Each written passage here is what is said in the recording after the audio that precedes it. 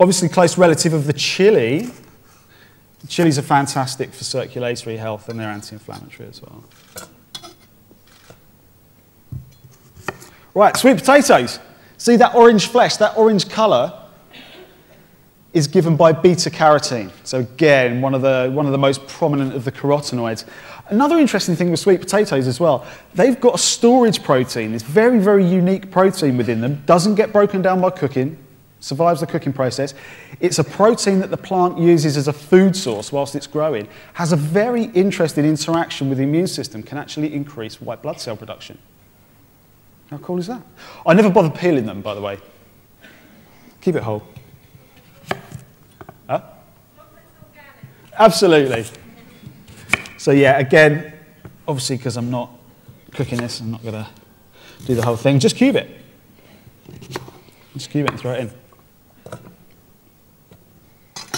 Then at this point, it would literally just be a case of covering it with a stock. It does take about half an hour to cook, hence why I'm not cooking it.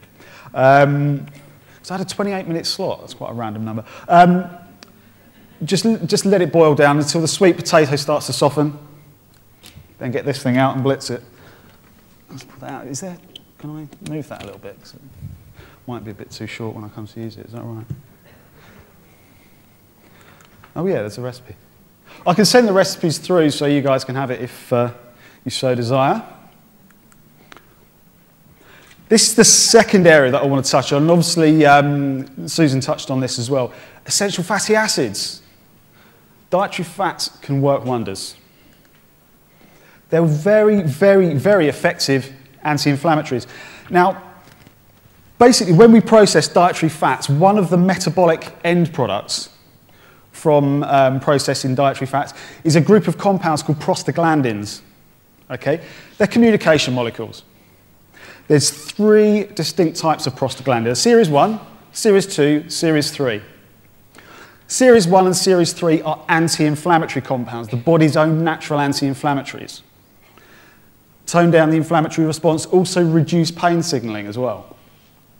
Series 2 prostaglandins, on the other hand, are pro-inflammatory. They aggravate and basically stimulate the inflammatory response, enhance pain signaling. If you're consuming a diet that's very, very rich in saturated animal fats, for example, you will actually naturally express more Series 2 prostaglandins because those kind of fats contain something called a arachidonic acid, a fatty acid called arachidonic acid. When we metabolize that, the end product is Series 2 prostaglandins. So those kind of foods can exacerbate any kind of inflammatory condition, whether it's a skin lesion, whether it's osteoarthritis, big involvement. However, if you've got an adequate intake of things like the omega-3 fatty acids, then the opposite happens. You actually encourage the production of the Series 1 and the Series 3 prostaglandins, the ones that are natural anti-inflammatories. And in doing so, by manipulating your fat intake, you can literally manipulate the inflammatory response. Isn't food fun? But that's not the end of it. And the other thing that I want you to think about here,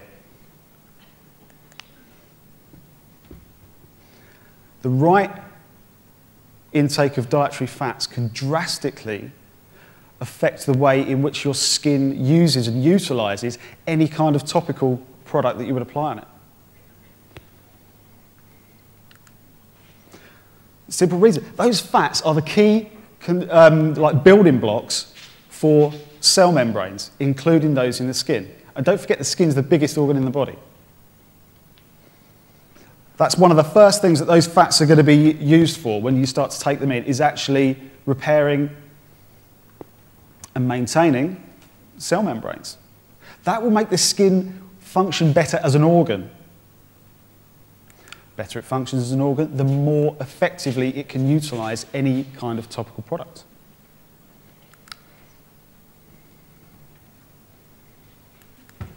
Yay, recipe number 2. And this one I am going to make. This is absolutely gorgeous. I mean, I sometimes serve this on like little crostinis. You can do like raw stuffed peppers as well. Just cut the pepper in half and fill it with this pate. Really, really lovely stuff. I just need to make sure this is going to be long enough. Can I just sort of do that? Right, first thing to go in, artichokes. Again, really, really powerful medicinal plant.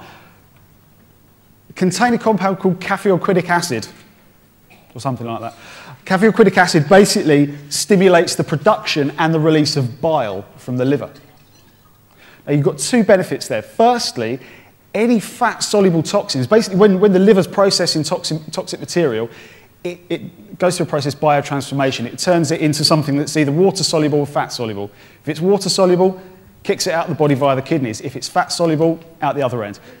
Now, bile is the transport medium that those toxins are carried away from the liver with.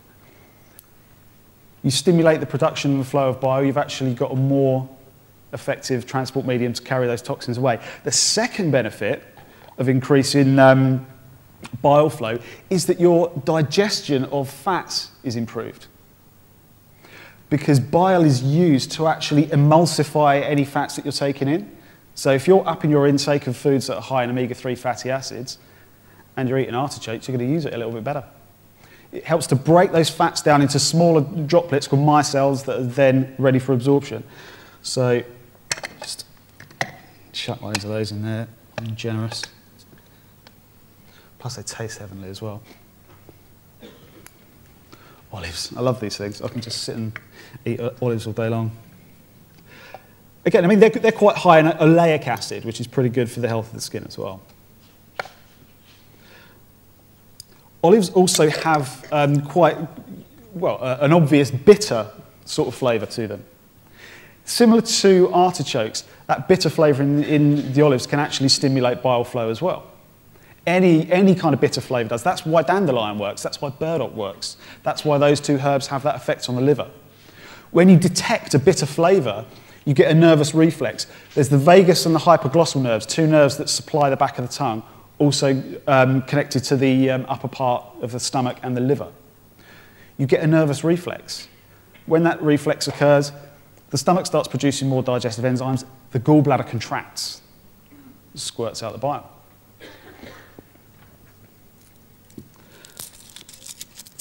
Then, I put garlic in nearly everything, so you know I'll probably stink to all and sundry, but hey, it's better to smell and be healthy, isn't it?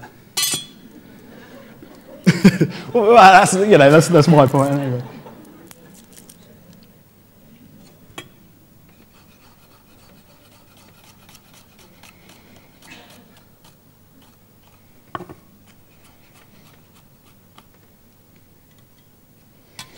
That'll do.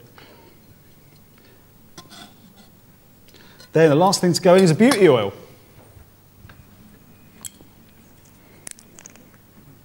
So that's like the omega-3, 6 and 9 blend. Nice and generous with that. You probably want to top it up with olive oil as well if the mix is too dry, because obviously it starts getting expensive if you just stand there pouring it in like that. Right, let's see what happens.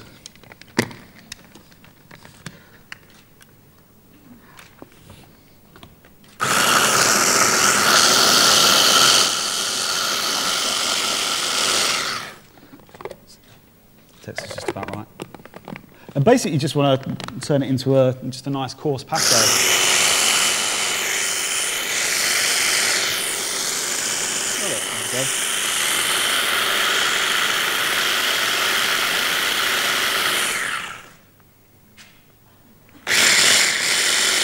There we go. It's as simple as that.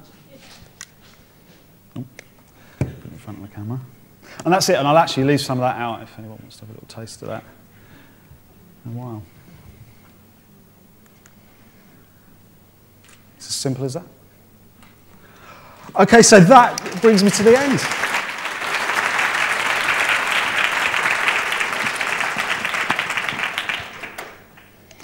Thank you very much. It's an absolute privilege to stand up here, so thanks for having me, guys.